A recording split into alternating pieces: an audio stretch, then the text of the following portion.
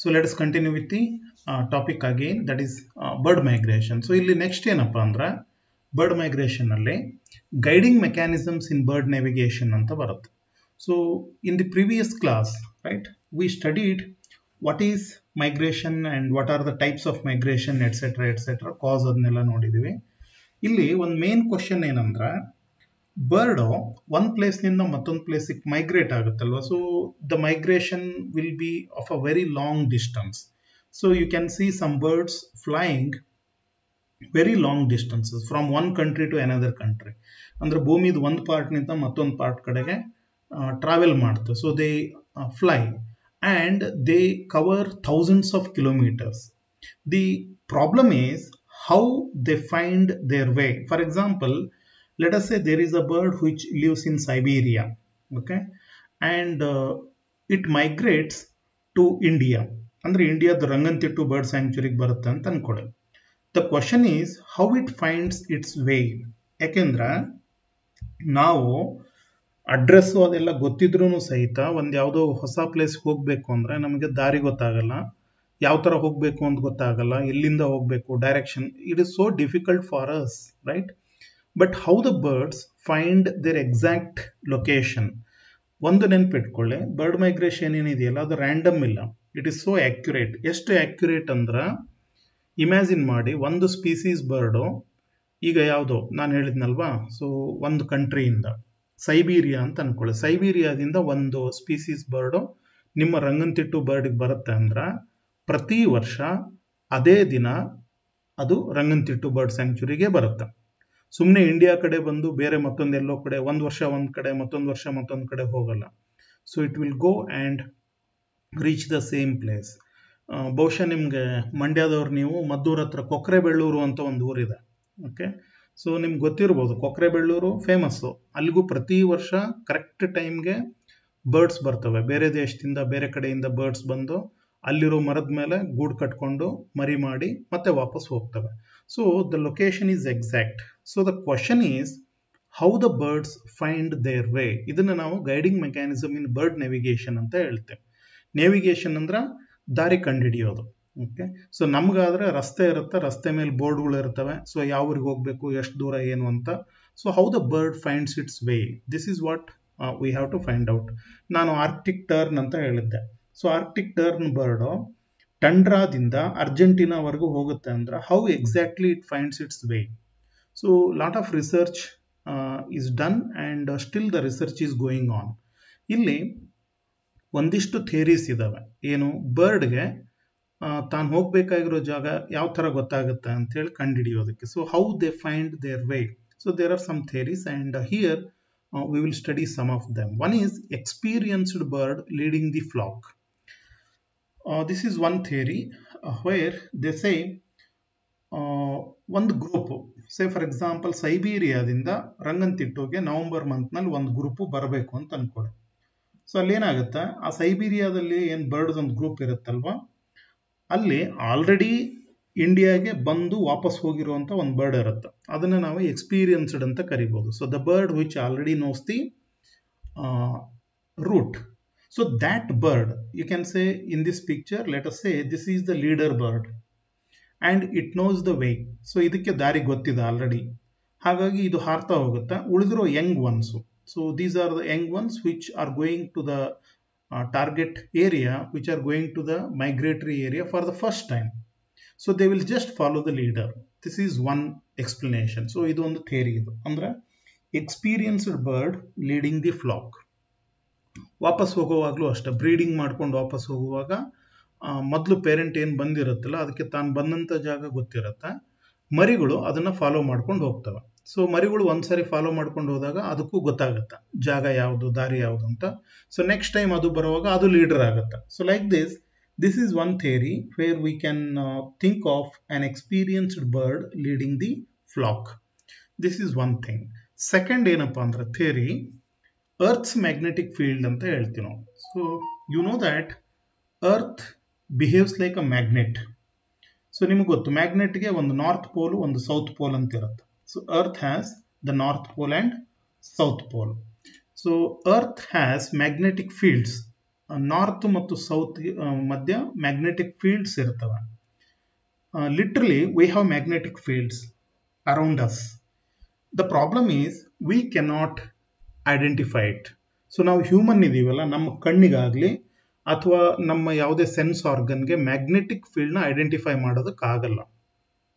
Literally there are magnetic field, magnetic lines around us. ನಮ್ಮ ಸುತ್ತಲೂ magnetic lines ಇದೆ. Okay, but birds ಏನಿದೆಯಲ್ಲ, birds are capable of identifying this magnetic field. Birds have the special ability by which they can identify the magnetic field. So magnetic field ಆ ಬರ್ಡ್ಸ್ಗೆ location ಹೇಳುತ್ತೆ, ಭೂಮಿದು ಯಾವ ಭಾಗದಲ್ಲಿ ನಾನಿದ್ದೀನಿ, so ಯಾವ ಭಾಗದ ಕಡೆ ಹೋದ್ರೆ ಎಲ್ಲಿ ಹೋಗಿ ರೀಚ್ ಆಗ್ತೀನಿ. So all this information it will get by identifying the Earth's magnetic field, right? So animals have this ability, but we humans do not have this ability. ನಮಗೆ ಮ್ಯಾಗ್ನೆಟಿಕ್ ಫೀಲ್ಡ್ ಗೊತ್ತಾಗಲ್ಲ, but birds ಏನಿದೆಯಲ್ಲ, so they use it ಅಂತ ಒಂದು theory ಇದೆ. And remember, it is proved by some scientific experiments that birds are capable of identifying Earth's magnetic field, and they use Earth's magnetic field to find out their destination. So ತಮ್ಮ destination find out ಮಾಡ್ಕೊಳ್ಳೋದಕ್ಕೆ ಇದನ್ನ use ಮಾಡ್ಕೋತವೆ ಅಂತೇಳಿ. So that's about the earth's magnetic field. ಇಲ್ಲಿ ನೀವು ಇನ್ನೊಂದು ಎನಿಮಲ್ನ study ಮಾಡಿದ್ರಿ ಪೈಸಸ್ನಲ್ಲಿ, hammer headed fish ಅಂತ ಹೇಳಿ. So if you remember hammer headed fish, ಅದು ಒಂಥರ ಸುತ್ತಿಗೆ ಥರ ತಲೆ ಇತ್ತಲ್ವಾ, ಅದು ಸ್ಪೆಷಲ್ ಎನಿಮಲ್. ಅದಕ್ಕೂ ಅರ್ತ್ಸ್ ಮ್ಯಾಗ್ನೆಟಿಕ್ ಫೀಲ್ಡ್ ಗೊತ್ತಾಗುತ್ತೆ. ಅರ್ತ್ ಮ್ಯಾಗ್ನೆಟಿಕ್ ಫೀಲ್ಡ್ನ ಐಡೆಂಟಿಫೈ ಮಾಡೋದಕ್ಕೆ ಅದರ ತಲೆ ಆ ಥರ ಸುತ್ತಿಗೆ ಥರ ಇರುತ್ತೆ ಅಂತ ಹೇಳ್ತೀವಿ ನಾವು. ಬಟ್ ಇಲ್ಲಿ ಬರ್ಡ್ಸ್ನಲ್ಲಿ, ಬರ್ಡ್ ಏನಿದೆಯಲ್ಲ, bird brain, it can identify the magnetic field. So using Earth's magnetic field, the birds can fly and they can find their destination. Next, sun and stars as compass ಅಂತ ಬರುತ್ತೆ. ನಿಮಗೆ compass ಅಂದ್ರೆ ಗೊತ್ತು, ಇದು compass, ದಿಕ್ಸೂಚಿ ಅಂತ ಹೇಳ್ತೀವಿ ಕನ್ನಡದಲ್ಲಿ. ಹಳೆ ಕಾಲದಲ್ಲೇ ಈ ಶಿಪ್ನಲ್ಲಿ ಹೋಗೋರು ದಿಕ್ಕು ಅದೆಲ್ಲ ಕಂಡುಹಿಡಿಯೋದಕ್ಕೆ ಇದನ್ನ ಯೂಸ್ ಮಾಡ್ತಿದ್ರು, ಏನನ್ನ, ಕಂಪಾಸ್ನ. ನಾವು you know sun and stars. So first I will talk about sun.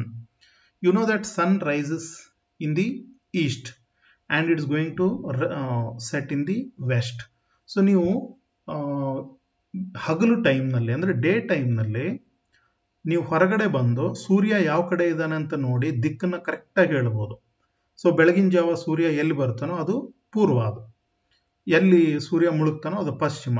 Okay, so ಅದರ ಆ ಕಡೆ ಈ ಕಡೆ ನಿಮಗೆ ಉತ್ತರ ದಕ್ಷಿಣ ಸಿಗುತ್ತೆ. ಸೊ ಸೂರ್ಯನ ನೀವು ರೆಫರೆನ್ಸ್ ಆಗಿ ಇಟ್ಕೊಂಡ್ರೆ ದಿಕ್ಕನ್ನ ಕರೆಕ್ಟಾಗಿ ಐಡೆಂಟಿಫೈ ಮಾಡ್ಬೋದು.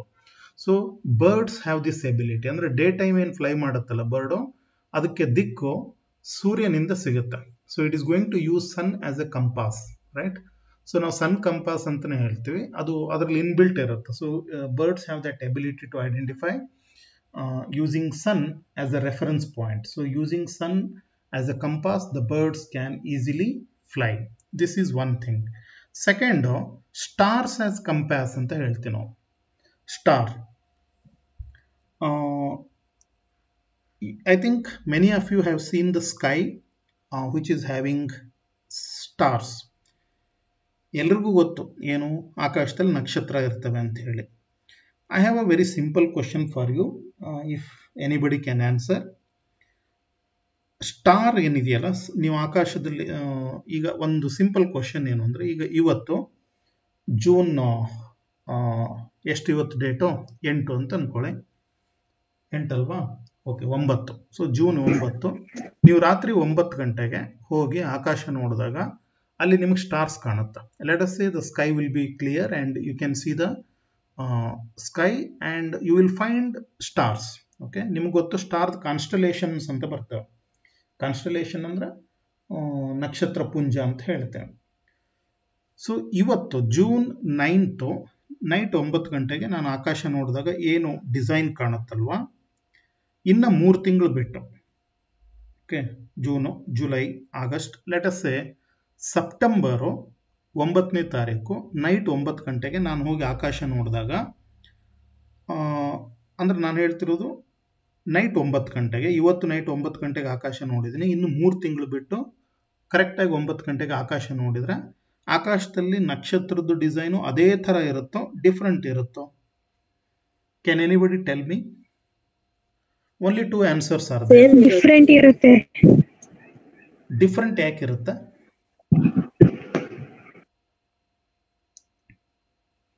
ಎಸ್, ಸ್ಟಾರ್ ಎಲ್ಲ ಸೇಮ್ ತಾನೆ. Okay, so this I think most of you know or don't know, it changes, right? So ಒಂದು ಸ್ಟಡಿ ಇದೆ, ನೀವು ಅದನ್ನು ಪೂರ್ತಿಯಾಗಿ ಸ್ಟಡಿ ಮಾಡಿದರೆ ನಿಮ್ಮನ್ನು ರಾತ್ರಿ ಕರೆಕ್ಟಾಗಿ ಹೊರಗಡೆ ಹೋಗಿ ನಿಲ್ಲಿಸಿದ್ರೆ ಬರೀ ಆಕಾಶ ನೋಡಿ ನೀವು ಅದು ಯಾವ ಮಂತು ಅಂತ ಹೇಳ್ಬೋದು. ಸೊ ಆಕಾಶ ಏನಿದೆಯಲ್ಲ ಅದು ಚೇಂಜ್ ಆಗ್ತಾ ಹೋಗುತ್ತೆ ಪ್ರತಿ ತಿಂಗಳು. ಇವತ್ತು ರಾತ್ರಿ 9 ಗಂಟೆಗೆ ಏನು ಆಕಾಶ ಡಿಸೈನ್ ಕಾಣುತ್ತಲ್ಲ ನಿಮಗೆ, ನಕ್ಷತ್ರದ ಪೊಸಿಷನ್ ಅದೆಲ್ಲ ನೆಕ್ಸ್ಟ್ ಮಂತು ಆ ಥರ ಇರಲ್ಲ, ಅದು ಪೂರ್ತಿ ಚೇಂಜ್ ಆಗಿರುತ್ತೆ. So it changes, right? ನೀವು ಹುಟ್ಟಿದ ನಕ್ಷತ್ರ ಅದು ಇದು ಅಂತ ಹೇಳೋದು ಅದಕ್ಕೆ. ಸೊ ಎಲ್ರದ್ದು ಒಂದೇ ನಕ್ಷತ್ರನ ಜಾತಕದ ಪ್ರಕಾರ? You have different stars. ಯಾಕೆಂದ್ರೆ ಅದು ನಕ್ಷತ್ರ ಅಷ್ಟೇ, ಬೇರೆ ಏನೂ ಅಲ್ಲ. ನೀವು ಹುಟ್ಟೋ ಟೈಮ್ನಲ್ಲಿ ಆ ಕರೆಕ್ಟ್ ಪೊಸಿಷನ್ ಅಲ್ಲಿ ಯಾವ ನಕ್ಷತ್ರ ಇರುತ್ತೋ ಆ ನಕ್ಷತ್ರದಲ್ಲಿ ನೀವು ಹುಟ್ಟಿದಿರಾ ಅಂತ ಹೇಳ್ತಾರೆ. ಅದರ ಅರ್ಥ ಏನು, ಬೇರೆ ಬೇರೆ ಟೈಮ್ನಲ್ಲಿ ನಕ್ಷತ್ರದ ಪೊಸಿಷನ್ ಚೇಂಜ್ ಆಗ್ತಾ ಹೋಗುತ್ತೆ. ಸೊ ನೀವು ಯಾರು ಇದನ್ನ ಸ್ಟಡಿ ಮಾಡಿಲ್ಲ ಅಂತ ಅನ್ಕೋತೀನಿ, right? It's a very interesting science. So next time ಆಕಾಶ ನೋಡಿದಾಗ ಡೇಟ್ ಗುರ್ತು ಹಾಕ್ಕೊಳ್ಳಿ, ಆಕಾಶದಲ್ಲಿ ಯಾವ್ಯಾವ ಕನ್ಸ್ಟಲೇಷನ್ ಎಲ್ಲಿತ್ತು ಅಂತ ನೋಡಿ, 1 ತಿಂಗಳು ಬಿಟ್ಟು ಅದೇ ಟೈಮ್ಗೆ ಮತ್ತೆ ಆಕಾಶ ನೋಡಿ, ಅದೇ ಥರ ಇರಲ್ಲ, it will change, right? So ನೀವು ಸ್ಟಡಿ ಮಾಡಿದ್ರೆ ಕರೆಕ್ಟಾಗಿ ಹೇಳ್ಬೋದು. ಸೊ ನಾನು ಹೈಸ್ಕೂಲ್ನಲ್ಲಿದ್ದಾಗ ಅದನ್ನು ಸ್ಟಡಿ ಮಾಡಿದ್ದೆ. ನೀವು ರಾತ್ರಿ ತಗೊಂಡೋಗಿ ನಾನು ಆಕಾಶ ತೋರಿಸಿದ್ರೆ ಅದು ಯಾವ ಮಂತು ಅಂತ ಅವಾಗ ಹೇಳ್ತಿದ್ದೆ, ಈಗ ಹೇಳೋಕ್ಕಾಗಲ್ಲ, because I have already forgotten. But birds ಏನಿದೆಯಲ್ಲ, birds have that inbuilt capacity. ಬರ್ಡ್ಸ್ಗೆ ಆ ನಾಲೆಜ್ ಪೂರ್ತಿ ಇದೆ. ಅಂದ್ರೆ ನೈಟ್ ಫ್ಲೈಯಿಂಗ್ ಬರ್ಡು ಬರೀ ನಕ್ಷತ್ರದ ಪೊಸಿಷನ್ನ ನೋಡಿ ಅದು ಯಾವ ತಿಂಗಳು ಯಾವ ದಿಕ್ಕಿನಲ್ಲಿ ಯಾವ ದೇಶ ಇದೆ ಅಂತ ಗೊತ್ತಾಗ್ಬಿಡುತ್ತೆ ಅದಕ್ಕೆ. So they can easily identify the direction just by looking at the stars, right?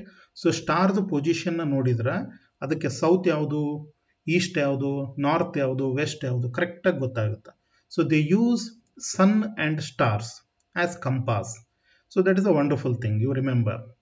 ಆಮೇಲೆ ಇದು ಏನು ಸೆಲೆಸ್ಟಿಯಲ್ ಬಾಡೀಸ್ ಅಂತ ಹೇಳ್ತೀವಿ. ಅಂದ್ರೆ ಅರ್ತ್ಸ್ ಮ್ಯಾಗ್ನೆಟಿಕ್ ಫೀಲ್ಡ್ನ ಯೂಸ್ ಮಾಡೋದು ಒಂದು technique.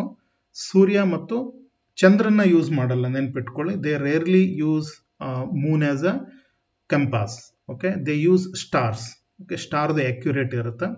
And then they use mountain ranges. ಅಂದರೆ ಡೇ ಟೈಮು ಬರ್ಡ್ ಫ್ಲೈ ಮಾಡುವಾಗ ಭೂಮಿ ಮೇಲೆ ನದಿ ಅವೆಲ್ಲ ಇರುತ್ತಲ್ಲ, ನೀವು ಗೂಗಲ್ ಮ್ಯಾಪ್ನ ತೆಗೆದು ನೋಡಿದ್ರೆ ನಿಮಗೆ ಕಾಣುತ್ತೆ. ಈಗ ಕಾವೇರಿ ನದಿದು ಪೊಸಿಷನ್ನು, ತುಂಗಭದ್ರಾ ನದಿ position, Krishna river position. So ಈ ಥರ. ಸೊ ಒಂದು ಬರ್ಡು ಅದು ಫ್ಲೈ ಮಾಡುವಾಗ ನೆನ್ಪಿಟ್ಕೊಂಡಿರುತ್ತೆ, ಇದು ರಿವರು, ಇದನ್ನ ನಾನು ಫಾಲೋ ಮಾಡಿದರೆ ಈ ಪ್ಲೇಸ್ಗೆ ಹೋಗ್ತೀನಿ ಅಂತ. ಓಕೆ, ಸೊ ರಂಗನತಿಟ್ಟು ಬರ್ಡ್ ಸ್ಯಾಂಕ್ಚುರಿಗೆ ಬರಬೇಕು ಅಂದರೆ ಕಾವೇರಿ ರಿವರ್ನ ಫಾಲೋ ಮಾಡ್ಕೊಂಬಂದ್ರೆ ಆಯಿತು. So like this they use mountain ranges. ಎಷ್ಟೋ ಸಾರಿ ಮೌಂಟೇನ್ ರೇಂಜ್ ದೊಡ್ಡ ದೊಡ್ಡ ಪರ್ವತದ್ದು ಲೈನ್ ಇರುತ್ತಲ್ಲ ಅದನ್ನ ಮಾರ್ಕ್ ಇಟ್ಕೋತೇವೆ. See it's something like this. ಇದು ಹೆಂಗೆ ಅಂದ್ರೆ, ಈಗ ಸಪೋಸ್ ನಾನು ಯಾವುದೋ ಒಂದು ನಿಮ್ಮ ಮನೆಗೆ ಬರ್ತೀನಿ ಅಂತ ಅನ್ಕೊಳ್ಳಿ. ಸೊ ನಿಮಗೆ ಫೋನ್ ಮಾಡಿ ನಾನು ಮನೆಗೆ ಬರ್ತಿದ್ದೀನಿ ಅಂದಾಗ ನೀವು ಮನೆಗೆ ಬರೋದಕ್ಕೆ ದಾರಿ ಹೇಳ್ತೀರ. ನಿಮ್ಮ ಫ್ರೆಂಡ್ಸ್ಗಾಯ್ತು, ನನಗಾಯ್ತು, ಯಾರೋ ಬರುವಾಗ ಏನಂತ, ಆ ಲೈನಿಗೆ ಬನ್ನಿ, ಆ ರೋಡ್ನಲ್ಲಿ ಇಳಿದ ಮೇಲೆ ಅಲ್ಲಿಂದ ಲೆಫ್ಟಿಗೆ ಬರುವಾಗ ಈ ಥರ ಒಂದು ದೊಡ್ಡ ಬಿಲ್ಡಿಂಗ್ ಕಾಣುತ್ತೆ, ಆ ದೊಡ್ಡ ಬಿಲ್ಡಿಂಗಿಂದ ಇಷ್ಟು ಹೆಜ್ಜೆ ಮುಂದೆ ಬನ್ನಿ, ಅಲ್ಲಿ ರೈಟ್ ಸೈಡ್ಗೆ ಈ ಥರ ಒಂದು ಬಿಲ್ಡಿಂಗ್ ಕಾಣುತ್ತೆ, ಒಂದು ಕೆರೆ ಕಾಣುತ್ತೆ. ಸೊ ಲೈಕ್ ದಿಸ್ ನೀವು ಲ್ಯಾಂಡ್ ಮಾರ್ಕ್ ಹೇಳ್ತೀರಾ, ರೈಟ್? ಸೊ ನಿಮ್ಮ ಫ್ರೆಂಡ್ಸ್ಗಾಯ್ತು ಅಥವಾ ಯಾರಿಗೂ ನಿಮ್ಮ ಮನೆಗೆ ಬರಬೇಕು ಅಂದ್ರೆ ನೀವು ಹೆಂಗೆ ಲ್ಯಾಂಡ್ ಮಾರ್ಕ್ ಹೇಳ್ತಿರಲ್ವಾ, ಸೊ ಈ ರೋಡ್ನ ಫಾಲೋ ಮಾಡ್ಕೊಂಬನ್ನಿ, ಇಲ್ಲಿ ಎಡಗಡೆ ಬಿಲ್ಡಿಂಗ್ ಇದೆ, ಬಲಗಡೆ ಕೆರೆ ಇದೆ, ಸೊ ಅದ್ರ ಪಕ್ಕ ಹೋಗಿ. So the same thing birds will do, right? So birds ಏನು ಮಾಡ್ತವೆ ಅಂದ್ರೆ ಹಾರ್ಕೊಂಡು ಬರೋವಾಗ ದೊಡ್ಡ ದೊಡ್ಡ ಪರ್ವತ ಏನಿದೆಯಲ್ಲ, ಮೌಂಟೇನ್ ರೇಂಜು, ಅವನ್ನ ನೀವೇನು ಬಿಲ್ಡಿಂಗ್ ಅಡ್ರೆಸ್ ಹೇಳ್ತಿರಲ್ಲ ಆ ಥರ ಬಿಲ್ಡಿಂಗ್ ಥರ ಅವನ್ನ ನೆನ್ಪಿಟ್ಕೊಂಡಿರ್ತವೆ. ಸೊ ಈ ಮೌಂಟೇನ್ನ ಫಾಲೋ ಮಾಡ್ಕೊಂಡು ಹೋದ್ರೆ ನಾನು ಇಲ್ಲಿ ಹೋಗ್ತೀನಿ, ಇದು ರೈಟ್ಗೆ ಹೋಗಬೇಕು, ಲೆಫ್ಟ್ಗೆ ಹೋಗಬೇಕು, ಅದಕ್ಕೆ ಗೊತ್ತಿರುತ್ತೆ. ಯಾವುದೋ ಒಂದು ರಿವರ್ ಬರುತ್ತೆ, okay I have to cross this river, I have to follow this river, etcetera etcetera. ಇತ್ತೀಚೆಗೆ ಈ ಥೌಸಂಡ್ಸ್ ಆಫ್ ಇಯರ್ ಇಂದ ಬರ್ಡ್ ಮೈಗ್ರೇಷನ್ ಏನಿದೆಯಲ್ಲ ಅದು ಸಾವಿರಾರು ವರ್ಷದಿಂದನೂ ಇದೆ. ಇತ್ತೀಚೆಗೆ ಏನಾಗಿದೆ ಅಂದ್ರೆ ರೀಸೆಂಟ್ ಆಗಿ ಇನ್ನೊಂದು ಸ್ಟಡಿನ ಫಾಲೋ ಮಾಡಿದ್ದಾರೆ. ಸ್ಟಡಿ ಮಾಡಿದಾಗ ಗೊತ್ತಾಗಿದ್ದೇನು ಅಂದ್ರೆ ಬರ್ಡ್ಸು ನಮ್ಮ ಹೈವೇಗಳನ್ನ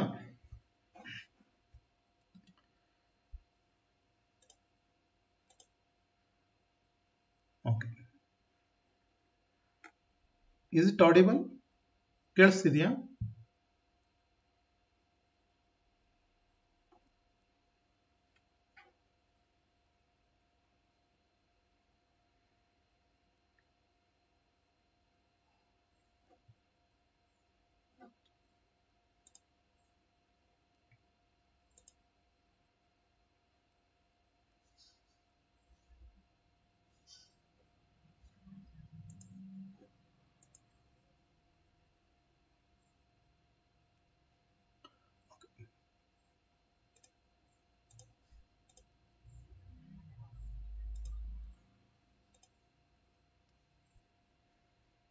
so I think there was a break.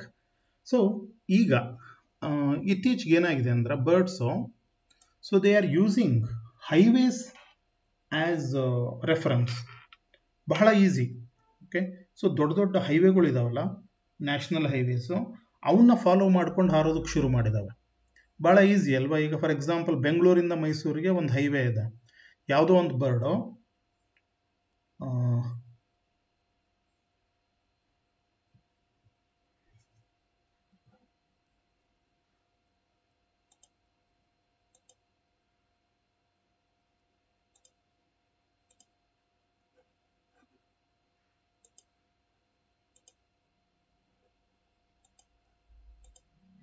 Actually ನಮ್ದು ಕಟ್ ಆಗ್ತಿದೆ. ನಮ್ದೇನು ಆಗ್ತಿಲ್ಲ, ಕರೆಕ್ಟ್ ಆಗಿದೆ, ಅದಕ್ಕೆ ಕೇಳಿದ್ದು.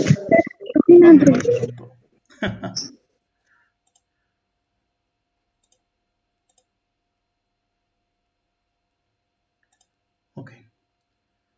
See, I am using two screens, right? So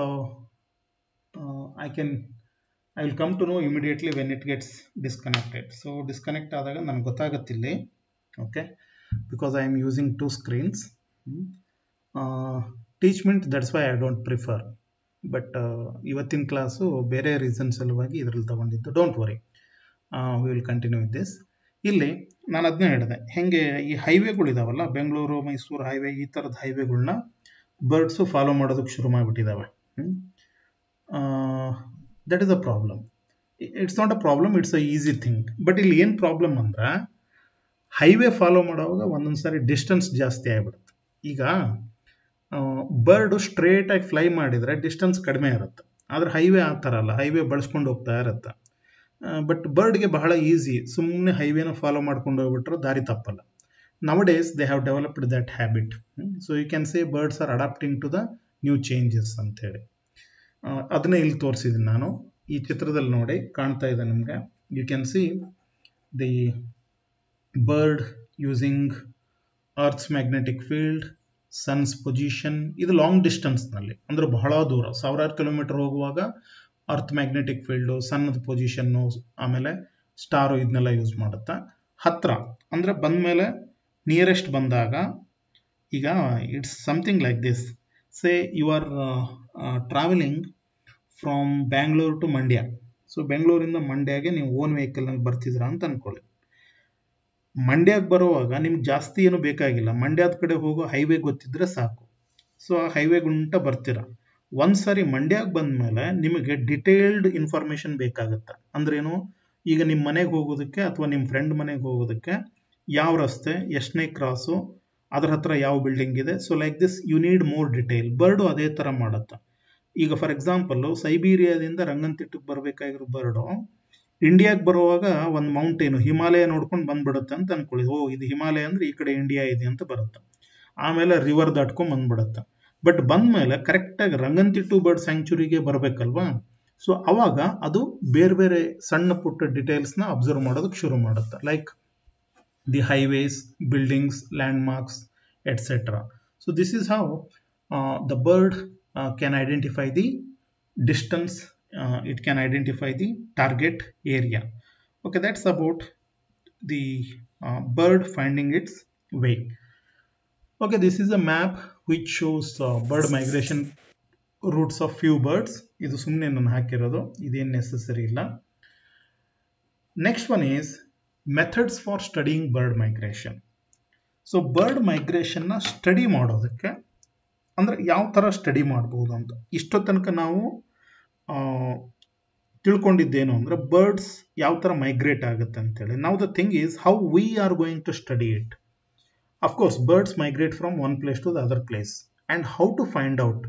so ಯಾವ ಬರ್ಡು ಎಲ್ಲಿಂದ ಎಲ್ಲಿ ಫ್ಲೈ ಆಗ್ತದೆ, ಯಾವಾಗ ಫ್ಲೈ ಆಗ್ತದೆ, ಯಾವ ರೂಟ್ ಫಾಲೋ ಮಾಡುತ್ತೆ. So how the discovered it, because it is so difficult. Imagine ಮಾಡಿ, ಒಂದು ಯಾವುದೋ ಬರ್ಡು ಸೈಬೀರಿಯಾದಿಂದ ರಂಗನತಿಟ್ಟು ಸ್ಯಾಂಕ್ಚುರಿಗೆ ಬರುತ್ತೆ ಅಂದರೆ ಯಾವ ರೂಟ್ನಲ್ಲಿ ಬರುತ್ತೆ ಅಂತ ಕಂಡುಹಿಡಿಯೋದು ಬಹಳ ಕಷ್ಟ, right? So there are different methods.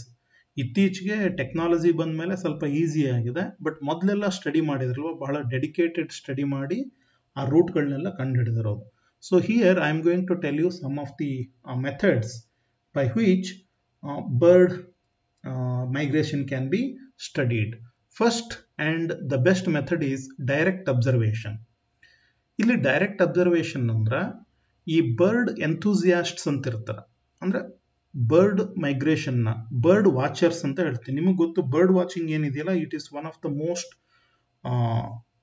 Popular hobbies ಇರುತ್ತಲ್ಲ, ಹಾಬೀಸ್ ನಲ್ಲಿ ಒಂದು ಹಾಬಿ ಇದೆ ಬರ್ಡ್ ವಾಚಿಂಗ್ ಅಂತ ಹೇಳಿ. ಬರ್ಡ್ ವಾಚಿಂಗ್ ಮಾಡೋದಕ್ಕೆ ಎಲ್ಲರೂ ಜುವಾಲಜಿ ಅವರೇ ಆಗ್ಬೇಕು ಅಂತ ಏನಿಲ್ಲ, ಸೈನ್ಸ್ ಕಲ್ತವ್ರೆ ಆಗ್ಬೇಕು ಅಂತ ಏನಿಲ್ಲ, ಬರ್ಡ್ಸ್ ಬಗ್ಗೆ ಇಂಟ್ರೆಸ್ಟ್ ಇದ್ರೆ ಸಾಕು. So they start observing birds. So direct observation ಅಂದ್ರೆ ನಾರ್ಮಲಿ ಅವ್ರು ಏನ್ ಮಾಡ್ತಾರ, ಒಂದು ಬೈನಾಕ್ಯುಲರ್ ಇಟ್ಕೊಂಡಿರ್ತಾರ, ಒಂದು ಫೀಲ್ಡ್ ಗೈಡ್ ಅಂತ ಇರುತ್ತೆ ಅವರಿಗೆ. ಫೀಲ್ಡ್ ಗೈಡ್ ಅಂದ್ರೆ ಇದು ಯಾವ ಬರ್ಡ್ ಅಂತ ಐಡೆಂಟಿಫೈ ಮಾಡೋದಕ್ಕೆ ಒಂದು ಗೈಡ್ ಇರುತ್ತೆ. So it's a book which contains the picture of birds, name of the birds, behaviour of the birds, etcetera. Okay, and then they start observing. ಆ ಬರ್ಡ್ ಅಬ್ಸರ್ವ್ ಮಾಡೋದ್ರಲ್ಲಿ ಎರಡು ತರ ಇದೆ. ಒಂದು ಸಿಂಪಲ್ ಅಬ್ಸರ್ವೇಷನ್, ಸುಮ್ಮನೆ ಒಂದು ಬೈನಾಕ್ಯುಲರ್ ಇಟ್ಕೊಳ್ಳೋದು, ಒಂದು ಫೀಲ್ಡ್ ಗೈಡ್ ಇಟ್ಕೊಂಡು ನಮ್ಮ ಸುತ್ತಲೂ ಯಾವ್ಯಾವ ಬರ್ಡ್ ಇದೆ ಅಂತ ಐಡೆಂಟಿಫೈ ಮಾಡ್ತಾ ಹೋಗೋದು. ಬರ್ಡ್ ಎಲ್ಲಿರುತ್ತೆ ಆ ಜಾಗದಲ್ಲಿ, ಮರದ ಮೇಲೆನೋ ಅಥವಾ ನೆಲದ ಮೇಲೆ ಓಡಾಡೋ bird. So you can go on observing the birds, right. Second ಏನಪ್ಪಾ ಅಂದ್ರೆ ಬರ್ಡ್ ಮೈಗ್ರೇಷನ್ ನ ಸ್ಟಡಿ ಮಾಡೋರು ಒಂದಿಷ್ಟು ಜನ ಇದ್ದಾರೆ. ಅವ್ರೇನ್ ಮಾಡ್ತಾರ, ಬರ್ಡ್ ಮೈಗ್ರೇಟ್ ಆಗುವಾಗ ಅವ್ರ ಊರು ಅಂದ್ರೆ ಅವ್ರು ಯಾವ ಪ್ಲೇಸ್ ನಲ್ಲಿ ಇರ್ತಾರೋ ಆ ಪ್ಲೇಸ್ ನಲ್ಲಿ ಆ ರೂಟ್ ನಲ್ಲಿ ಹಾದೋಗುವಂತ ಬರ್ಡ್ಸ್ ಯಾವ ಸೀಸನ್ ನಲ್ಲಿ ಹಾರೋಗುತ್ತೋ ಅದನ್ನ ನೋಡ್ತಾರ, ನೋಟ್ ಡೌನ್ ಮಾಡ್ಕೋತಾರ, ರೆಕಾರ್ಡ್ ಮಾಡ್ಕೋತಾರ. ಈಗ ಒಂದು ಎಕ್ಸಾಂಪಲ್ ಹೇಳ್ತೀನಿ ನಿಮ್ಗೆ. Let us assume there is a bird sanctuary in Rajasthan. So Rajasthan ಏರಿಯಾದಿಂದ ಒಂದು ಬರ್ಡ್ ನಿಮ್ಮ ಕರ್ನಾಟಕಕ್ಕೆ ಪ್ರತಿ ವರ್ಷ ಬರುತ್ತೆ ಅಂತ ಅನ್ಕೊಳ್ಳಿ. ಸೊ ಅದು ಬರೋವಾಗ ಮಧ್ಯೆ ಒಂದಿಷ್ಟು ಸ್ಟೇಟ್ಸ್ ನ ದಾಟ್ಕೊಂಡ್ ಬರುತ್ತೆ. ಈಗ ಅದು ಹಾರ್ಕೊಂಡು ಬರುವಾಗ ಅಲ್ಲಿ ಮಧ್ಯ ಏನ್ ಜಾಗ ಇದೆಯಲ್ವಾ, ಬೇರೆ ಬೇರೆ ಸ್ಟೇಟು, ಅಲ್ಲಿ ಒಂದಿಷ್ಟು ಬರ್ಡ್ ಅಬ್ಸರ್ವರು ಅದನ್ನ ನೋಟ್ ಡೌನ್ ಮಾಡ್ಕೊಂಡಿರ್ತಾರೆ. ಆಮೇಲೆ ಅವರೆಲ್ಲ ಇನ್ಫಾರ್ಮೇಶನ್ ಶೇರ್ ಮಾಡ್ಕೊಂಡಾಗ ಗೊತ್ತಾಗುತ್ತೆ, ಓ ಈ ಬರ್ಡ್ ಈ ರೂಟ್ ನಲ್ಲಿ ಹಾದೋಗಿದೆ ಅಂತ. So they share the information. ಹೆಂಗೆ ಅಂದ್ರ, ಒಬ್ನು ಮಹಾರಾಷ್ಟ್ರದಲ್ಲಿರೋನು ಬರ್ಡ್ ಅಬ್ಸರ್ವೇಷನ್ ಮಾಡೋನು ನೋಟ್ ಡೌನ್ ಅದನ್ನ ನೋಟ್ ಹೇಳ್ತಾನೆ ಎಲ್ರಿಗೂ ಏನಂತ, ಸೊ ನಾನು ಈ ತರ ಬರ್ಡ್ಸ್ ನ ಈ ದಿನ ಇಲ್ಲಿಂದ ಇಷ್ಟು ಗುಂಪಿನಲ್ಲಿ ಹಾರೋಗೋದನ್ನ ನಾನು ಅಬ್ಸರ್ವ್ ಮಾಡಿದೆ, ನೋಟ್ ಡೌನ್ ಮಾಡ್ಕೊಂಡಿದ್ದೀನಿ ಅಂತಾನೆ. ನೆಕ್ಸ್ಟ್ ಮಹಾರಾಷ್ಟ್ರದ ಇನ್ನೊಂದು ಪ್ಲೇಸ್ ನಲ್ಲಿ ಇನ್ನೊಬ್ನು ನೆಕ್ಸ್ಟ್ ಡೇ ರಿಪೋರ್ಟ್ ಮಾಡ್ತಾನೆ, ಸೊ ಅದೇ ಬರ್ಡ್ ಗ್ರೂಪ್ ನಾನು ಇವತ್ತು ಇಲ್ಲಿ ನೋಡಿದೆ ಅಂತ ಹೇಳಿ. ನೆಕ್ಸ್ಟ್ ಕರ್ನಾಟಕದವನು ಯಾರೋ ಅಬ್ಸರ್ವ್ ಮಾಡ್ತಾನೆ. ಸೊ ಇವ್ರೆಲ್ಲರೂ ಇನ್ಫಾರ್ಮೇಶನ್ ಶೇರ್ ಮಾಡ್ಕೊಂಡಾಗ ಎಲ್ಲಾನು ಒಟ್ಟಿಗೆ ಸೇರಿಸಿದಾಗ ನಿಮ್ಗೆ ಕರೆಕ್ಟ್ ಆಗಿ ಗೊತ್ತಾಗುತ್ತೆ, ಓ ಈ ಬರ್ಡ್ ಗ್ರೂಪ್ ಇಲ್ಲಿಂದ ಹಾರ್ಕೊಂಡು ಈ ರೂಟ್ ನಲ್ಲಿ ಹಾದೋಯ್ತು ಅಂತ. So this was how the initial information was collected. So ಮೊದಲು ಸ್ಟಾರ್ಟಿಂಗ್ ನಮಗೆ ಬರ್ಡ್ ಮೈಗ್ರೇಷನ್ ಬಗ್ಗೆ ಇನ್ಫಾರ್ಮೇಶನ್ ಎಲ್ಲ ಸಿಕ್ಕಿದ್ದು ಈ ತರ. ಅಂದ್ರೆ ಈ ಜುವಾಲಜಿಸ್ಟ್ ಗಿಂತ ಜಾಸ್ತಿ ಈ ಬರ್ಡ್ ಅಬ್ಸರ್ವೇಷನ್ ಮಾಡೋ ಜನ ಏನಿದಾರಲ್ಲ, hobby persons, they gave us more information about bird migration, right. So all initial information was like this, and this is still today the best method. But ಒಂದು ಪ್ರಾಬ್ಲಮ್ ಇದೆ, ಡೈರೆಕ್ಟ್ ಅಬ್ಸರ್ವೇಷನ್ ಅಲ್ಲಿ problem ಏನು ಅಂದ್ರೆ, ನಿಮಗೆ ಬರ್ಡ್ದು ನಿಮ್ಮ ತಲೆ ಮೇಲೆ ಹಾರೋದಾಗ ಮಾತ್ರ ನಿಮ್ಗೆ ಕಾಣುತ್ತೆ. ಅಂದ್ರೆ ಏನು, ಈಗ ನೀವು ಯಾವುದೋ ಒಂದು, ಈಗ ಅಲ್ಲಿ ಒಂದು ಫೋಟೋ ಇದೆ ನೋಡಿ, ಈ ಫೋಟೋದಲ್ಲಿ ಇಬ್ರು ಬರ್ಡ್ ಮೈಗ್ರೇಷನ್ ಸ್ಟಡಿ ಮಾಡೋದಕ್ಕೆ ನಿಂತಿದ್ದಾರೆ. ಒಂದು ಯಾವುದೋ ಬೆಟ್ಟದ ತುದಿ ಮೇಲೆ ನಿಂತ್ಕೊಂಡಿದ್ದಾರೆ. ಒಂದು ಪವರ್ಫುಲ್ ಬೈನಾಕ್ಯುಲರ್ ಇದೆ ಇವ್ರ ಹತ್ರ. So they are using A powerful binocular. The thing is, they can observe only the birds which are flying nearby. So ಇವ್ರ ಏರಿಯಾದಲ್ಲಿ ಇವರು ಕಣ್ಣಿಗೆ ಕಾಣೋಷ್ಟು ದೂರದಲ್ಲಿ ಹೋಗುವಂತ ಬರ್ಡ್ ಮಾತ್ರ ಇವ್ರಿಗೆ ಕಾಣುತ್ತೆ. ಇವ್ರು ನಿಂತಿರೋ ಜಾಗದಿಂದ ಒಂದು 5 ಕಿಲೋಮೀಟರ್ ಆ ಕಡೆ ಏನಾದ್ರೂ ಅದು ಹಾರಿ ಹೋದ್ರ, so that is the thing, right. ಈಗ ಫಾರ್ ಎಕ್ಸಾಂಪಲ್ ರಾಜಸ್ಥಾನದಿಂದ ಕೇರಳಕ್ಕೆ ಹೋಗುವಂತ ಒಂದು ಬರ್ಡ್ ಪಾಂಡವಪುರ ರೂಟ್ ನಲ್ಲಿ ಹೋಗೋ ಬದಲು, KR ಪೇಟೆ ಪಾಂಡವಪುರ ರೂಟ್ ಬದಲು ಮಳವಳ್ಳಿ ರೂಟ್ ನಲ್ಲಿ ಹಾರೋಯ್ತು ಅಂದ್ರ ಪಾಂಡವಪುರದಲ್ಲಿ ಯಾರೋ ಸ್ಟಡಿ ಮಾಡೋದಕ್ಕೆ ನಿಂತವ್ರಿಗೆ ಅದು ಗೊತ್ತೇ ಆಗಲ್ಲ, right.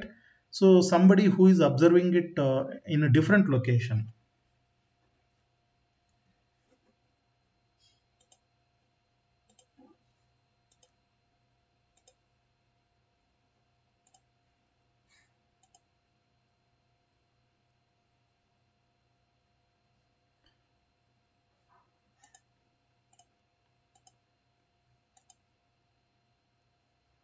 So somebody who is observing it at different location, so ಅವರೆಲ್ಲ ಶೇರ್ ಮಾಡ್ಕೋಬೇಕಾಗತ್ತೆ. ಇದು ಪ್ರಾಬ್ಲಮ್, ಡೈರೆಕ್ಟ್ ಅಬ್ಸರ್ವೇಷನ್ದು ಇದೊಂದು ಪ್ರಾಬ್ಲಮ್ ಇದು. ಓಕೆ, ಸೆಕೆಂಡ್ ಆರಲ್ ಅಂತ ಬರುತ್ತೆ, ಇದು ಎರಡನೇದು. ಆಮೇಲೆ ಇನ್ನೊಂದು ಪ್ರಾಬ್ಲಮ್, ಡೈರೆಕ್ಟ್ ಅಬ್ಸರ್ವೇಷನ್ ಇನ್ನೊಂದು ಪ್ರಾಬ್ಲಮ್ ಏನು ಅಂದ್ರೆ, ಇದು ಡೇ ಟೈಮ್ ಮಾತ್ರ ಮಾಡೋದಕ್ಕೆ ಸಾಧ್ಯ. ನೈಟು ನೀವು ಅಬ್ಸರ್ವೇಷನ್ ಮಾಡೋಕ್ಕಾಗಲ್ಲ. ಕತ್ಲಲ್ಲಿ ನೀವು ಬೈನಾಕ್ಯುಲರ್ ಇಟ್ಕೊಂಡು ಯಾವ ಬರ್ಡ್ ಹಾರಿ ಹೋಗ್ತಿದೆ ಏನು ಅಂತ ಕಂಡುಹಿಡಿಯೋಕ್ಕಾಗಲ್ಲ. ಸೊ ಅದಕ್ಕೆ ಇವರು ಇನ್ನೊಂದು ಟೆಕ್ನಿಕ್ ಯೂಸ್ ಮಾಡ್ತಾರೆ, ಏನು ಆರಲ್. ಆರಲ್ ಅಂದರೆ ಇದು ಇಲ್ಲಿ ಎರಡನೇ ಫೋಟೋದಲ್ಲಿದೆ ನೋಡಿ, ಈ ಥರ ಒಂದು ಡಿಶ್ ಥರ ಒಂದು ಇನ್ಸ್ಟ್ರೂಮೆಂಟ್ ಇರುತ್ತೆ. ಇದು ಸೌಂಡ್ನ ರೆಕಾರ್ಡ್ ಮಾಡ್ಕೊಳ್ಳುತ್ತೆ. So you can easily collect the sound, right. So this is how the bird sound is recorded. ನೆನ್ಪಿಟ್ಕೊಳ್ಳಿ, ಬರ್ಡ್ ಸೌಂಡ್ನ ರೆಕಾರ್ಡ್ ಮಾಡೋದಕ್ಕೆ ಈ ಥರ ಇನ್ಸ್ಟ್ರೂಮೆಂಟ್. ನೀವು ಈ ನ್ಯಾಷನಲ್ ಜಿಯೋಗ್ರಫಿಕ್ಕು, ಡಿಸ್ಕವರಿ ಚಾನಲ್ ಅಲ್ಲೆಲ್ಲ ನೋಡಿದ್ರ, ಎಷ್ಟೋ ದೂರ ಕೂತಿರೋ ಬರ್ಡ್ ಸೌಂಡು ಎಷ್ಟು ಕ್ಲಿಯರ್ ಆಗಿ ರೆಕಾರ್ಡ್ ಮಾಡ್ಕೋತಾರೆ, ಯಾಕೆಂದ್ರೆ ಅವರು ಈ ಥರ ಡಿಶ್ ಆಂಟೆನಾ ಥರ ಯೂಸ್ ಮಾಡ್ತಾರೆ. ಸೊ ಇದು ಇನ್ನೊಂದು ಮೆಥಡ್. ಅಂದ್ರೆ ನಿಮಗೆ ಬರ್ಡ್ ಸೌಂಡ್ ಗೊತ್ತಾಗುತ್ತೆ, ಬರ್ಡ್ ಸೌಂಡ್ ಬೇಸಿಸ್ ಮೇಲೆ ಅದು ಯಾವ ಸ್ಪೀಸೀಸು ಅಂತ ಕಂಡುಹಿಡಿಬೋದು. It's almost very easy method. So ಇವ್ರೇನು ಮಾಡ್ತಾರೆ, ಎಸ್ಪೆಷಲಿ ನೈಟು ಮೈಗ್ರೇಟ್ ಆಗೋ ಬರ್ಡ್ನ ಈ ರೀತಿ ಸ್ಟಡಿ ಮಾಡ್ತಾರೆ. ಅಂದ್ರೆ ಬರ್ಡ್ ಗುಂಪು ಹಾರಿ ಹೋಗ್ತಾ ಇರುತ್ತೆ. ನಿಮ್ಗೆ ಎಷ್ಟೋ ಸಾರಿ ಅಬ್ಸರ್ವ್ ಮಾಡಿದ್ರೆ ಸಂಜೆ ಅಥವಾ ರಾತ್ರಿ ನೀವು ಎಲ್ಲೋ ಹೊರಗಡೆ ಕೂತಿರುವಾಗ ಆಕಾಶದಲ್ಲಿ ಬರ್ಡ್ ಹಾರಿ ಹೋಗೋ ಸೌಂಡ್ ಕೇಳುತ್ತೆ ನಿಮಗೆ. You can literally listen to the sound, but you don't know which bird it is. ಕಣ್ಣಿಗೆ ಕಾಣಲ್ಲ, ಆದ್ರೆ ಸೌಂಡ್ ಕೇಳುತ್ತೆ. ಸೊ ಇವರು ಸೈಂಟಿಸ್ಟ್ಗಳು ಏನು ಮಾಡ್ತಾರೆ, ಅಥವಾ zoologist, they can identify the bird species by observing the sound. So ಸೌಂಡ್ನ ರೆಕಾರ್ಡ್ ಮಾಡಿ ಅದು ಯಾವ ಬರ್ಡ್ ಹಾರೋಯ್ತು, ಎಷ್ಟು ಗ್ರೂಪ್, ಅಂದಾಜು ಎಷ್ಟು ಬರ್ಡ್ ಇತ್ತು ಗ್ರೂಪ್ನಲ್ಲಿ ಅಂತ ಕಂಡುಹಿಡಿತಾರೆ. ಇದು ಎರಡನೇ method. So this is the second method. We call it as aural. Aural ಅಂದ್ರೆ ಕಿವಿ, ಇದು ಕಣ್ಣು, ಇದು ಕಿವಿ, ಇದು ಓಕೆ. ಮೂರನೇದು ಪ್ರಿಸರ್ವ್ಡ್ ಅಂತ ಹೇಳ್ತೀವಿ. ಪ್ರಿಸರ್ವ್ಡ್ ಅಂದ್ರೆ ಈ ಒಂದೊಂದು ಸಾರಿ ಏನಾಗುತ್ತೆ, ಬರ್ಡ್ ಹಾರಿ ಹೋಗುವಾಗ ಒಂದೊಂದು ಕಡೆ ಫುಡ್ ಕಲೆಕ್ಟ್ ಮಾಡೋದಕ್ಕೆ ಇಳ್ಕೊಂಡಿರುತ್ತಲ್ಲ, ಅಲ್ಲಿ ಸತ್ತೋಗ್ತವೆ. For some reasons they will die. So ಏನು ಮಾಡ್ತಾರೆ, ಈ ಬಯಾಲಜಿ ಸ್ಟೂಡೆಂಟ್ಸು ಅಥವಾ ಬಯಾಲಜಿಸ್ಟ್ಗಳು, ಟೀಚರು ಯಾರೋ, ಅವರು ಅದನ್ನು ತಗೊಂಬಂದು ಲ್ಯಾಬ್ನಲ್ಲಿ ಪ್ರಿಸರ್ವ್ ಮಾಡಿಟ್ಟಿರ್ತಾರೆ. ಸೊ ಪ್ರಿಸರ್ವ್ ಮಾಡಿರೋ ಬರ್ಡ್ಸ್ನ ಸ್ಟಡಿ ಮಾಡೋದ್ರಿಂದನೂ ಎಷ್ಟೋ ಸಾರಿ ಮೈಗ್ರೇಟರಿ ಬಿಹೇವಿಯರ್ನ ಕಂಡುಹಿಡಿಬೋದು. Okay. So this is antenna, right. ಇಲ್ಲಿ ಇನ್ನೊಂದು ಪಿಕ್ಚರ್ನಲ್ಲಿ ನಿಮ್ಗೆ ಆಂಟೆನಾ ಕಂಡಿದ್ದೀರಾ, ಇದು ಬರ್ಡ್ ಅಬ್ಸರ್ವೇಷನ್ ಮಾಡೋದಕ್ಕಿರುವಂಥ ಆಂಟೆನಾ. ಇದು ಸೌಂಡ್ನ ಐಡೆಂಟಿಫೈ ಮಾಡುತ್ತೆ ಬರ್ಡ್ಸ್ದು. ದೆನ್ ಇನ್ನೊಂದು ಮೆಥಡ್ ಏನು ಅಂದ್ರೆ, ಸೊ ಮೊದಲನೇ ಸ್ಲೈಡ್ನಲ್ಲಿ ನಾನು ಹೇಳಿದ್ದು ಡೈರೆಕ್ಟ್ ಅಬ್ಸರ್ವೇಷನ್ ಮೆಥಡ್, ಅದು ಅಂದರೆ ಸೌಂಡು ಅಥವಾ ಸೈಟ್ ಅಂತೇಳಿ. ಇನ್ನೊಂದು ಮೆಥಡ್ ಏನು ಅಂದರೆ ಮಾರ್ಕಿಂಗ್ ಅಂತ ಹೇಳ್ತೇನೆ. ಇದರಲ್ಲಿ ಒಂದು ಹಳೆ ಮೆಥಡ್, ಇನ್ನೆರಡು ಹೊಸ ಮೆಥಡ್ನ ಹೇಳ್ತೀನಿ. ಮೊದಲನೇದು ಬ್ಯಾಂಡ್ಸ್ ಅಥವಾ ಕಾಲರ್ಸ್. ಹಳೆ ಕಾಲದಲ್ಲಿ ಇನ್ನೂ ಟೆಕ್ನಾಲಜಿ ಇರಲಿಲ್ವಲ್ಲ, ಅವಾಗ ಏನು ಮಾಡ್ತಾ ಇದ್ರು ಅಂದರೆ, ಇಲ್ಲಿದೆ ನೋಡಿ, ಇಲ್ಲಿ ನಿಮಗೆ ಮೆಟಲ್ ಬ್ಯಾಂಡ್ಸ್ ಕಾಣ್ತಿದೆ ಸೈಡ್ಗೆ. ಇಲ್ಲಿ ಏನು ಮಾಡ್ತಾರೆ ಅಂದ್ರೆ, ಒಬ್ಬ ಪರ್ಸನ್ನು ಈಗ ಸೈಬೀರಿಯಾದಿಂದ ಒಂದು ಬರ್ಡು ಮೈಗ್ರೇಟ್ ಆಗುತ್ತೆ ಅಂತ ಗೊತ್ತು ಅಲ್ಲಿರೋ ಸೈಂಟಿಸ್ಟ್ಗೆ. ಅವನೇನು ಮಾಡ್ತಾನೆ, ಆ ಗ್ರೂಪ್ನಲ್ಲಿರೋ ಒಂದು ಬರ್ಡ್ನ ಹೆಂಗೋ ಕ್ಯಾಚ್ ಮಾಡ್ತಾನೆ. ಕ್ಯಾಚ್ ಮಾಡಿ ಈ ಥರ ಇನ್ಫಾರ್ಮೇಷನ್ ಏನಿದೆಯಲ್ಲ, ಈ ಇನ್ಫಾರ್ಮೇಷನ್ ಇರುವಂಥ ಒಂದು ಬ್ಯಾಂಡು, ಮೆಟಲ್ ಬ್ಯಾಂಡ್ನ ಇದ್ರ ಕಾಲಿಗೆ ಹಾಕ್ತಾನೆ. ಅಂದ್ರೆ ಅದಕ್ಕೇನು ತೊಂದರೆ ಆಗಬಾರ್ದು, ಆ ಥರ ಬ್ಯಾಂಡ್ ಇರುತ್ತದು. ಸೊ ಇದನ್ನು ಹಾಕಿ ಬಿಟ್ಬಿಡ್ತಾನೆ. ಸೊ ಈ ಬರ್ಡು ಮೈಗ್ರೇಟ್ ಆಗಿ ಬೇರೆ ದೇಶದ್ರು ಹಾರ್ತಾ ಹೋಗ್ತಿರತ್ತೆ. ಸೊ ಅದು ಫುಡ್ ಕಲೆಕ್ಟ್ ಮಾಡೋದಕ್ಕೆ ಎಲ್ಲೋ ಇಳಿದಿರುತ್ತಲ್ವಾ, ಅಲ್ಲಿ ಯಾರೋ ಒಬ್ಬ ಬರ್ಡ್ ಅಬ್ಸರ್ವೇಷನ್ ಮಾಡೋನು ಈ ಬ್ಯಾಂಡ್ನ ಅಬ್ಸರ್ವ್ ಮಾಡ್ತಾನೆ. ಸೊ ಇದನ್ನ ಕ್ಯಾಪ್ಚರ್ ಮಾಡ್ತಾನೆ ಈ ಬರ್ಡ್ನ. ಸೊ ಈ ಬರ್ಡ್ನ ಹಿಡಿದು ಈ ಮೆಟಲ್ನಲ್ಲಿ ಏನು ಇನ್ಫಾರ್ಮೇಷನ್ ಇದೆ ಇದನ್ನು ನೋಟ್ ಡೌನ್ ಮಾಡ್ಕೋತಾನೆ. ನೋಟ್ ಡೌನ್ ಮಾಡಿಕೊಂಡು ಮತ್ತೆ ಇದನ್ನು ಬಿಡ್ತಾನೆ ವಾಪಸ್ಸು. ಸೊ ಅದು ಮತ್ತೆ ಹಾರಿ ಹೋಗೋದಕ್ಕೆ ಶುರು ಮಾಡುತ್ತೆ. ಸೊ ಈ ಥರ ಈ ಬರ್ಡ್ ಎಲ್ಲೆಲ್ಲಿ ಹಾರಿ ಹೋಗುತ್ತೋ ಅಲ್ಲಿರೋ ಸ್ಟಡಿ ಮಾಡೋರು ಇದನ್ನು ಕ್ಯಾಪ್ಚರ್ ಮಾಡಿ ಈ ಇನ್ಫಾರ್ಮೇಷನ್ನ ನೋಟ್ ಡೌನ್ ಮಾಡ್ಕೋತಾರೆ. ಆಮೇಲೆ ಎಲ್ಲರೂ ಸೇರಿ ಇನ್ಫಾರ್ಮೇಷನ್ ಶೇರ್ ಮಾಡಿಕೊಂಡಾಗ ಅವ್ರಿಗೆ ಈ ಬರ್ಡು ಯಾವ್ಯಾವ ರೂಟ್ನಲ್ಲಿ ಹಾರೋಯ್ತು ಅಂತ ಗೊತ್ತಾಗುತ್ತೆ. ಇದು ಹಳೆ ಮೆಥಡ್ ಇದು. So this is the old method which was used. Okay. And of course it worked very nice. ಇದರಲ್ಲಿ ಬಹಳಷ್ಟು ಪ್ರಾಬ್ಲಮ್ ಇತ್ತು, ಯಾಕೆಂದರೆ ಕ್ಯಾಪ್ಚರು ರೀಕ್ಯಾಪ್ಚರು ಭಾಳ ಕಷ್ಟ. But still it worked nice. In the older days this was the method of studying bird migration. Second, ಆಮೇಲೆ technology ಬಂದ ಮೇಲೆ radio tracking ಅಂತ ಬಂತು. ರೇಡಿಯೋ ಟ್ರ್ಯಾಕಿಂಗ್ ಅಂದ್ರೆ ನಿಮ್ಗೆ ಗೊತ್ತಿದೆ, ರೇಡಿಯೋ ಕಾಲರ್ ಅಂತ ಹೇಳ್ತೀವಿ. ಈ ಬರ್ಡ್ ಕುತ್ತಿಗೆಗೆ ಇಲ್ಲೇನೊಂದು ಹಾರ ಹಾಕಿದವ್ರ ಥರ ಹಾಕಿದಾರಲ್ಲ, ಇದನ್ನ ರೇಡಿಯೋ ಕಾಲರ್ ಅಂತ ಹೇಳ್ತೀವಿ. ಸೊ ಇದನ್ನ ಬರ್ಡ್ ಕುತ್ತಿಗೆಗೆ ಹಾಕಿದ್ರೆ ಇದು ರೇಡಿಯೋ ಸಿಗ್ನಲ್ನ ಟ್ರಾನ್ಸ್ಮಿಟ್ ಮಾಡುತ್ತೆ. ಓಕೆ. ಸೊ ಬರ್ಡ್ ಹಾರ್ತಾ ಹೋದಂಗೆ ಆ ರೇಡಿಯೋ ಸಿಗ್ನಲ್ ಬರುತ್ತೆ. ಆ ರೇಡಿಯೋ ಸಿಗ್ನಲ್ನ ಈ ಆಂಟೆನಾ ಇದೆಯಲ್ವಾ, ಇದು ಕ್ಯಾಚ್ ಮಾಡುತ್ತೆ. So you can put a radio collar in the bird's neck, so it goes on flying. So ಅದು ಹಾರ್ತಾ ಹೋದಂಗೆ ಎಲ್ಲೆಲ್ಲಿ ಹಾರ್ತಾ ಹೋಗುತ್ತೋ ಅಲ್ಲಿ ರೇಡಿಯೋ ಸಿಗ್ನಲ್ ಸಿಗುತ್ತೆ. ಆ ಸಿಗ್ನಲ್ನ ಇವ್ರು ಕ್ಯಾಚ್ ಮಾಡಿ ಅದ್ರ ಫ್ರೀಕ್ವೆನ್ಸಿ, ಅದ್ರ ಬೇಸಿಸ್ ಮೇಲೆ ಅದು ಯಾವ ಬರ್ಡ್ ಅಂತ ಐಡೆಂಟಿಫೈ ಮಾಡ್ತಾರೆ. So this is second method. ಇದು ಎರಡನೇ ಮೆಥಡ್. ಮೂರನೇ ಮೆಥಡ್ ಇತ್ತೀಚೆಗೆ ಬಂದಿರೋದು ಬಹಳ ಈಸಿ ಮೆಥಡ್ GPS ಟ್ರ್ಯಾಕಿಂಗ್ ಅಂತ ಹೇಳಿ. So you know about GPS, global positioning system, ನಮ್ಮ ಮೊಬೈಲ್ನಲ್ಲಿ ಇದೆಯಲ್ಲ ಆ ಥರ. ಇದಂತೂ ಬಹಳ ಬ್ಯೂಟಿಫುಲ್ ಮೆಥಡ್, ಅಕ್ಯುರೇಟ್ ಮೆಥಡ್. ಯಾಕೆಂದ್ರೆ ಒಂದು ಬರ್ಡ್ದು ಬಾಡಿ ಒಳಗಡೆ ಈ ಥರದ್ದು ಒಂದು ಸಣ್ಣ GPS ಟ್ರ್ಯಾಕರ್ನ ಇನ್ಸರ್ಟ್ ಮಾಡಿಬಿಡ್ತಾರೆ. ಈ ಬರ್ಡ್ಗೆ ಏನು ತೊಂದರೆ ಆಗದೆ ಇರೋ ಥರ ಇಲ್ಲಿಂದ ನೋಡಿ, ಈ ಬರ್ಡ್ ಹಾಕಿದಾರೆ ಆಕ್ಚುಲಿ ಒಂದು GPS ಟ್ರ್ಯಾಕರು, ಇದನ್ನ ಬಿಟ್ಬಿಡ್ತಾರೆ. ಸೊ ಈ ಬರ್ಡ್ ಎಲ್ಲಿ ಹಾರ್ತಾ ಹೋಗುತ್ತೋ ಅದನ್ನ ಸ್ಯಾಟಲೈಟ್ ಟ್ರ್ಯಾಕ್ ಮಾಡುತ್ತೆ. ಓಕೆ, ಸೊ ಕೂತಲ್ಲಿಂದನೇ ಕಂಪ್ಯೂಟರ್ ಥ್ರೋ ಸೈಂಟಿಸ್ಟ್ಗಳು ಅದನ್ನ ಟ್ರ್ಯಾಕ್ ಮಾಡ್ತಾ ಹೋಗ್ತಾರೆ. ಅದು ಯಾವ ರೂಟು, ಯಾವತ್ತು ಎಲ್ಲಿ ಹೋಯ್ತು ಏನು. ಈಗ ಹೆಂಗೆ ನಿಮಗೆ ಗೊತ್ತಿದೆ, ಈಗ ನಮ್ಮ ಕೆಲವೊಂದಿಷ್ಟು ಫಾರ್ ಎಕ್ಸಾಂಪಲ್ ಬೆಂಗಳೂರು ಅಥವಾ ಮೈಸೂರಿನಲ್ಲಿ ಸಿಟಿ ಬಸ್ GPS ಟ್ರ್ಯಾಕಿಂಗ್ ಆಗುತ್ತೆ, ಯಾವ ಬಸ್ ಎಲ್ಲಿದೆ ಅಂತ ಹೇಳಿ ಅವ್ರಿಗೆ ಕರೆಕ್ಟಾಗಿ ಅಲ್ಲಿ ಕೂತಲ್ಲಿನ ಕಂಟ್ರೋಲ್ ರೂಮ್ನಲ್ಲಿ ಗೊತ್ತಾಗುತ್ತಲ್ವ. ಆ ಥರ ಬರ್ಡ್ಸ್ಗೆ GPS ಹಾಕ್ತಾರೆ. ಸೊ GPS ಹಾಕಿದಾಗ ಆ ಬರ್ಡ್ ಎಲ್ಲಿ ಹಾರಿ ಹೋಗುತ್ತೋ ಆ ರೂಟ್ ಕರೆಕ್ಟಾಗಿ ಗೊತ್ತಾಗುತ್ತೆ. So this is a new technology. ಇದು ಬಂದ ಮೇಲೆ ಈ ಹಳೆ ಮೆಥಡ್ ಯಾವುದೂ ಅವಶ್ಯಕತೆನೇ ಇಲ್ಲ. But remember still direct method is being used. ಅದರ ಜೊತೆಗೆ ಇದು GPS tracker. So GPS tracker ಬಂದ ಮೇಲೆ ನಮಗೆ ಸಿಕ್ಕಾಪಟ್ಟೆ ಇನ್ಫಾರ್ಮೇಶನ್ ಸಿಗ್ತಾ ಇದೆ. ಬರ್ಡ್ ಯಾವ್ಯಾವ ರೂಟ್ನಲ್ಲಿ ಹೋಗುತ್ತೆ, ಯಾವ ದಿನ ಹೋಗುತ್ತೆ, ಎಷ್ಟು ಫಾಸ್ಟಾಗಿ ಹಾರುತ್ತೆ. So we can get all those information, right? So maximum information about bird migration we are getting by this GPS tracking. Okay, now next one is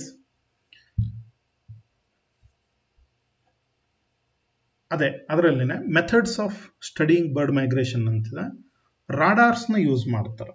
ನಿಮ್ಗೆ ಗೊತ್ತಿದೆ ರಾಡಾರ್ ಅಂದ್ರೆ ಈ ಫ್ಲೈಟ್ ವಿಮಾನ ಹಾರುವಾಗ ಆ ವಿಮಾನ ಎಲ್ಲಿದೆ ಏನು ಅಂತ ಪೊಸಿಷನ್ ಕಂಡುಹಿಡಿಯೋದಕ್ಕೆ ಯೂಸ್ ಮಾಡುವಂಥ ಒಂದು ಇನ್ಸ್ಟ್ರೂಮೆಂಟ್ ಅದು. ಸೇಮ್ ಇನ್ಸ್ಟ್ರೂಮೆಂಟ್ನ ಯೂಸ್ ಮಾಡಿ ಬರ್ಡ್ಸ್ನ ಸ್ಟಡಿ ಮಾಡ್ಬೋದು. ಓಕೆ, ಅಂದ್ರೆ ಆಕಾಶದಲ್ಲಿ ಏನು ಹಾರ್ತಾ ಹೋಗ್ತಿರ್ತಾವಲ್ಲ ಬರ್ಡು, ಅದು ಸೈಜ್ ಎಷ್ಟು ದೊಡ್ಡದಿದೆ, ಯಾವ ಡಿಸ್ಟೆನ್ಸ್ನಲ್ಲಿ ಹೋಗ್ತಾ ಇದೆ, ಯಾವ ಸ್ಪೀಡ್ನಲ್ಲಿ ಹೋಗ್ತಾ ಇದೆ bird. So all this information can be studied using radars. So this is also a technique by which the birds can be studied. Especially this technique is very useful for studying night flying birds. ಅಂದ್ರೆ ರಾತ್ರಿ ಕತ್ಲಲ್ಲಿ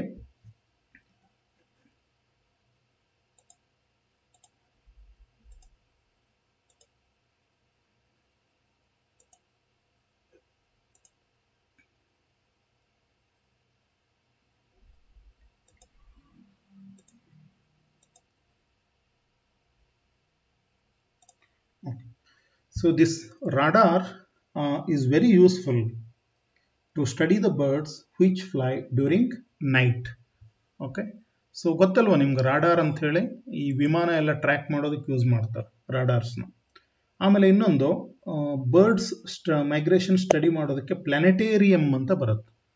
ಪ್ಲಾನೆಟೇರಿಯಂ ಅಂದ್ರೆ artificial, ನಿಮ್ಗೆ ಗೊತ್ತು, ಅಲ್ಲಿ ನಿಮ್ಗೆ ಆಕಾಶ, ಚಂದ್ರ, ನಕ್ಷತ್ರ ಅವೆಲ್ಲ ಬರುತ್ತೆ. ಬೆಂಗಳೂರಲ್ಲಿ ಯಾರಾದರೂ ಪ್ಲಾನೆಟೇರಿಯಮ್ಮು ನೀವು ಸ್ಕೂಲ್ನಲ್ಲಿ ಇದ್ದಾಗ ಕರ್ಕೊಂಡೋಗಿ ತೋರಿಸಿದ್ರೆ ಗೊತ್ತಿರುತ್ತೆ.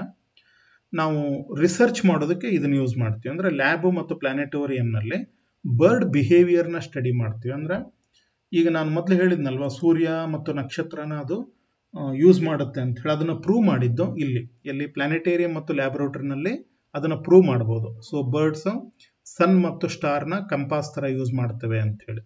So these are the methods for studying bird migration. So I will just repeat. Bird migration na study ಮಾಡೋದಕ್ಕೆ ಮೆಥಡ್ಗಳು ಒಂದು direct observation, right?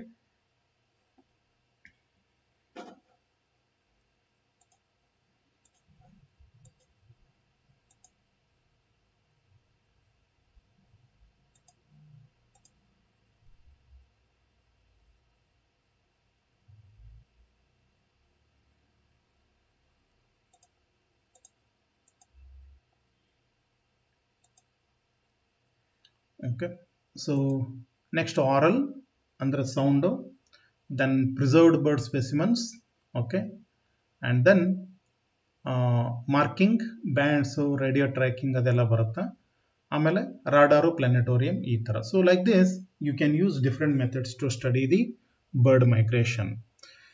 Okay, so radar inda ಒಂದು ಪಿಕ್ಚರ್ನ ಈ ಥರ ಕ್ರಿಯೇಟ್ ಮಾಡ್ಬೋದು. I don't know how many of you can understand this.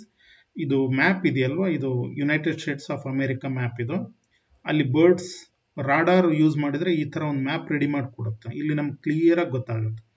ಅಲ್ಲಿ blue blobs blue colour blobs ಏನಿದೆಯಲ್ಲ ಅದು bird group ಅದು. Okay, don't worry about this. This is high tech study of bird migration. ಭಾಳಷ್ಟು ಕಡೆ ಮಾಡ್ತಿದ್ದಾರೆ. Anyway, I just wanted to tell you about how the bird migration can be studied and how the birds find their way. So ಇವೆರಡು ನಾನು ಈ ಕ್ಲಾಸ್ನಲ್ಲಿ ಹೇಳಬೇಕಾಗಿತ್ತು. And I think you got an idea, right? So there was much disturbance. 3-4 ಸರಿ cut ಆಯಿತು. Maybe that's why I don't want to use teachments again. Teachment app ಏನಿದೆಯಲ್ಲ ಇದು ಭಾಳ ಹೆಡ್ಡೇಕ್ ಇದು. But still I can manage it, no problem.